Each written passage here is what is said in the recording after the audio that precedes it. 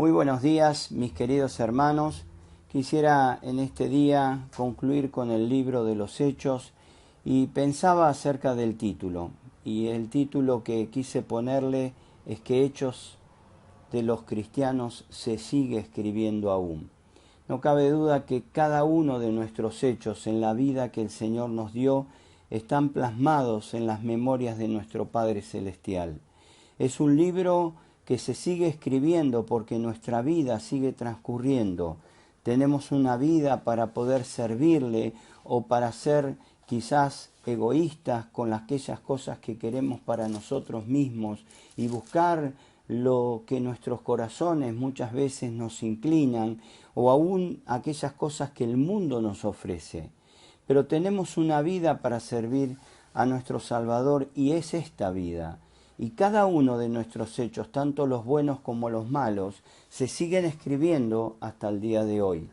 Pero, ¿saben? Pensaba en este versículo clave que desde el inicio comenzamos diciendo que entendíamos que era el versículo clave de Hechos y es el capítulo 1, versículo 8, cuando el Señor Jesucristo está ascendiendo a los cielos y le dice a los discípulos, aquellos que estaban mirándole, pero recibiréis poder cuando haya venido sobre vosotros el Espíritu Santo, y me seréis testigos en Jerusalén, en toda Judea, en Samaria y hasta lo último de la tierra. Y es así que cada uno de los que escucharon aquel día y los que fueron escuchando a través de los apóstoles entendieron este mensaje tan precioso que debía ser llevado a todos los confines de la tierra. Habían evangelizado en Jerusalén, habían evangelizado en el pueblo de Israel, pero muchos de ellos rechazaron, unos pocos recibieron. Entonces siguieron nuestros hermanos adelante con la misión y llevaron el mensaje a los confines donde pudieron llegar y aún mucho más allá de sus esfuerzos. Y saben, es importantísimo ver cómo la llegada del Espíritu Santo capacitó y preparó a nuestros hermanos para una obra tan especial y sobrenatural como es la obra de la evangelización. Saben, la llegada del Espíritu Santo a la iglesia fue fundamental para que la iglesia pueda atravesar todos los conflictos y ser una iglesia de poder. Una obra que no es guiada por el Espíritu Santo es una obra que se desvanece muy rápidamente. Gamaliel podría distinguir entre aquello que venía de parte de Dios y aquello que venía de parte del hombre. En Hechos capítulo 5, versículo 33, habían apresado a Pedro y a Juan y querían matarlos por predicar a Jesucristo. Y saben, dice que ellos oyendo esto se enfurecían y querían matarlos. Entonces, levantándose en el concilio un fariseo llamado Gamaliel, doctor de la ley, venerado de todo el pueblo, mandó que sacasen fuera por un momento a los apóstoles. Y luego dijo: varones israelitas, mirad por vosotros lo que vais a hacer respecto a estos hombres, porque antes de estos días se levantó Teudas diciendo que era alguien. A éste se unió un número como de 400 hombres. Pero él fue muerto, y todos los que le obedecían fueron dispersados y reducidos a nada. Después de esto se levantó Judas el Galileo en los días del censo, y llevó en pos de sí a mucho pueblo. Pereció también él, y todos los que le obedecían fueron dispersados. Y ahora os digo, apartaos de estos hombres y dejadlos, porque si este consejo o esta obra es de hombres, se desvanecerá. Mas si es de Dios, no la podréis destruir. No seáis tal vez hallado luchando contra Dios. Qué importante, qué sabio que fue Gamaliel al decirle estas palabras, a prevenirlos de estar luchando contra Dios.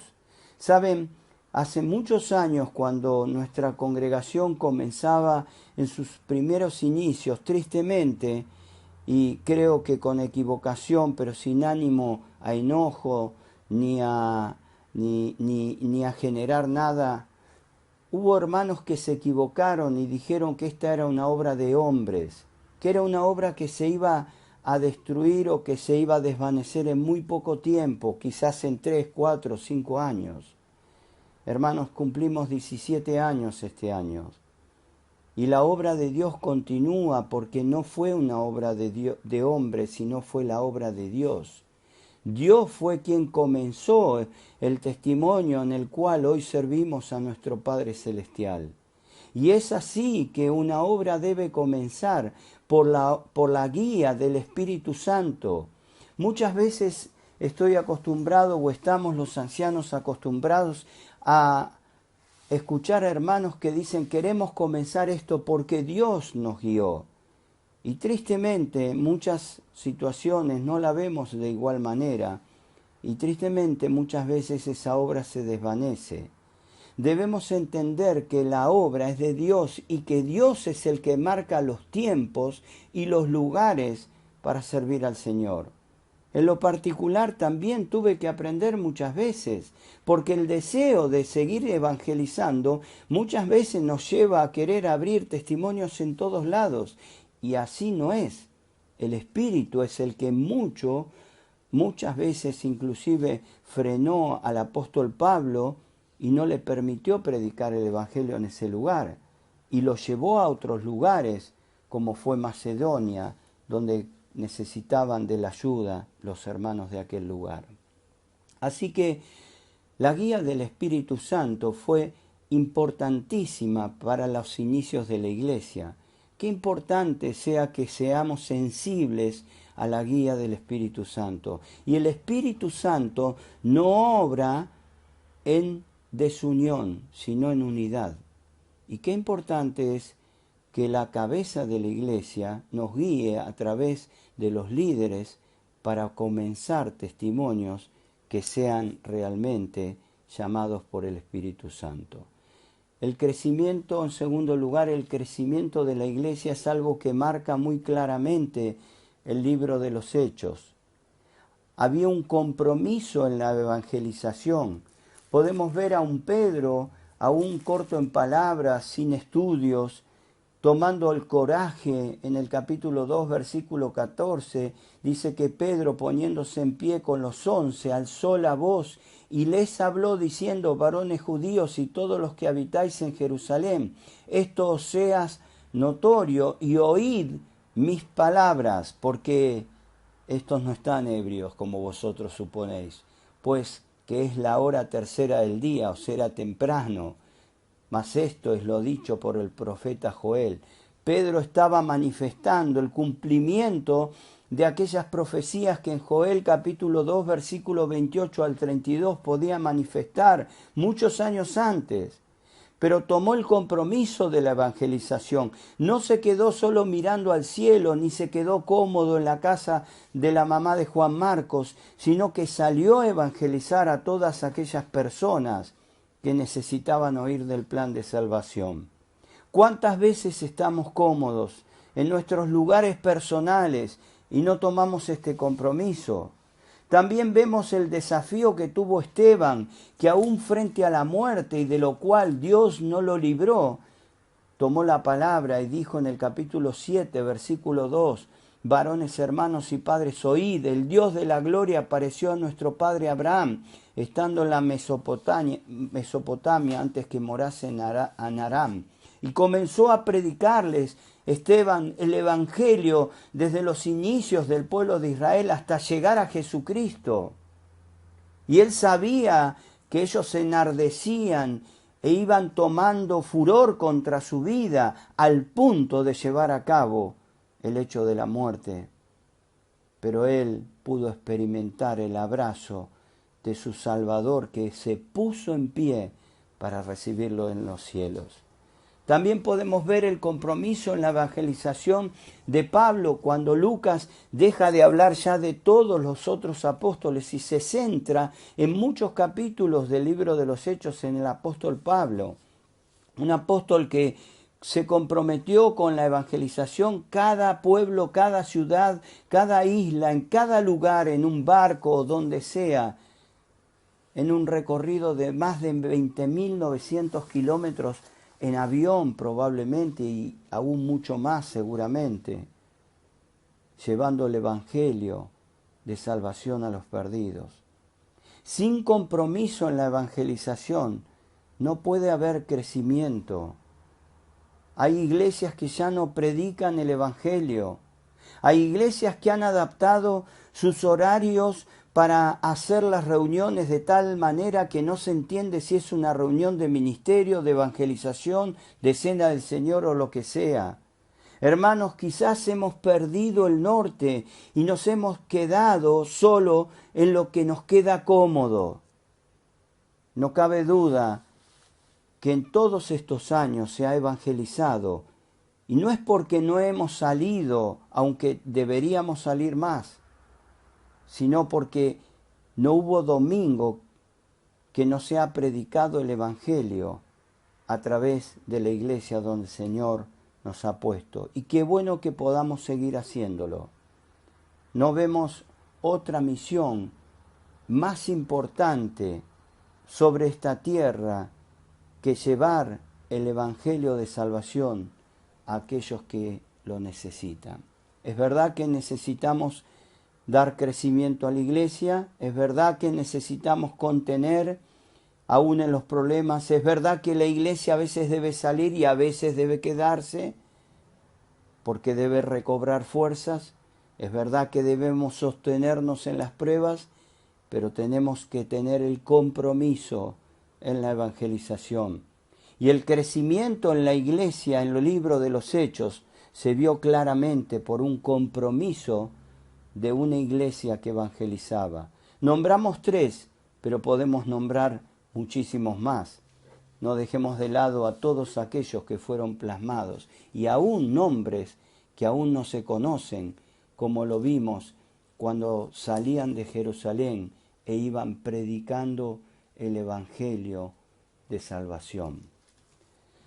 Pero en tercer y último lugar, vemos una iglesia que tenía compromiso con el Señor a pesar de la oposición. La oposición se levanta cuando hay un compromiso. Es un testimonio vivo, visible y real, no solo para los creyentes, sino también para los inconversos. Pero la iglesia necesita de hermanos que con un ánimo realmente comprometido, a pesar de las aflicciones, sea de testimonio para aquellos más débiles. El apóstol Pablo decía en la carta a los Filipenses, capítulo 1, versículo 12, quiero que sepáis, hermanos, que las cosas que me han sucedido han redundado más bien para el progreso del Evangelio, de tal manera que mis prisiones se han hecho patentes en Cristo, en todo el pretorio y todos los demás. Y la mayoría de los hermanos, cobrando ánimo en el Señor con mis prisiones, se atreven mucho más a hablar la palabra sin temor. Qué importante es que haya hermanos y hermanas fieles de valor en medio de una congregación que necesita ánimo, aún frente a las acechanzas del diablo, frente a las oposiciones del mundo. Miren, en este último tiempo hemos orado mucho por nuestros vecinos y no cabe duda que sigue habiendo mucha oposición de parte de ellos, pero no se deje impresionar por la oposición ni querramos destruirlo con las armas del hombre. ¿Saben? El Señor Jesucristo va tomando nota y detrás de ellos, tristemente, están gobernados por alguien que se opone a la iglesia y es nada más ni nada menos que Satanás. El Señor Jesucristo toma nota de su compromiso y de mi compromiso. El apóstol Pablo en 2 Corintios capítulo 11, versículo 16 en adelante podría describir cuántas aflicciones ha sufrido por causa del Evangelio, cuántas cosas le ocurrieron y sin embargo seguía adelante por amor al Señor. Hermanos, el libro de los Hechos de los Cristianos se sigue escribiendo aún en los cielos y especialmente a la vista de Dios.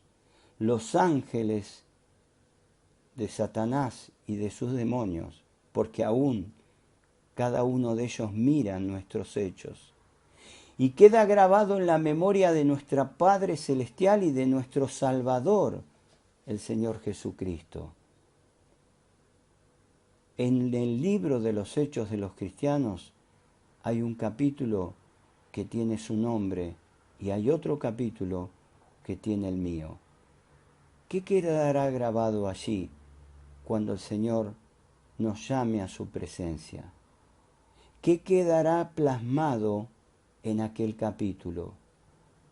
Sí puedo tener en mi memoria, sin irme muy lejos, ni muchos años atrás, aquellos hermanos que fueron de testimonio para mi vida, siendo fieles al Señor, plasmando en mi corazón y en mi mente hechos que me hicieron llevar esa decisión adelante de amar al Señor por sobre todas las cosas.